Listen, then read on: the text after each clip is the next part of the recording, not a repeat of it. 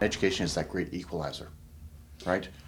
And so if we can help those students to be successful in school, then we want them to be successful in life. The Halton Learning Foundation helps to remove financial barriers to education. And that barrier might be access to food, that barrier might be access to clothing, that barrier might be access to school supplies, that barrier might be access to being able to join their peers on a school trip or a sports team. So we help cover some of those fees that are associated with those learning opportunities.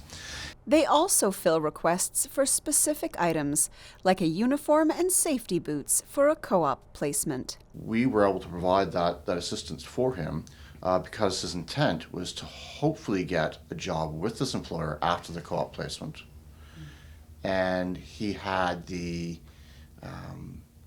desire to provide for his family with that job. It's these other consequences that we see are happening because of those opportunities.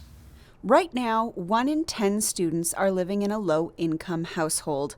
Last year, the number of requests was up by 40%, and so far this year, up an additional 30%. There's about 67,000 students within the school board.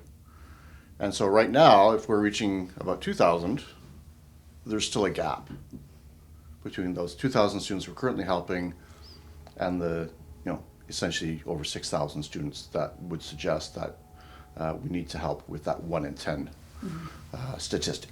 As winter approaches, they're receiving even more requests from schools and teachers who have identified a student who needs assistance. Because families are finding themselves in a situation where they are needing those extras, winter coats, winter boots, those types of things. So we get a lot of requests coming in this time of year. And the other consideration is that families are also recognizing that over the winter break, over the winter holidays for the students, there might be a gap in their ability to provide food for their family. But we don't receive any funding through the school or through the government. So it is the donations that come in from the community that allow us to continue to say yes to students and families in need.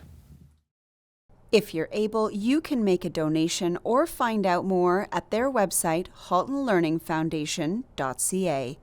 For Halton News, I'm Nikki Wesley.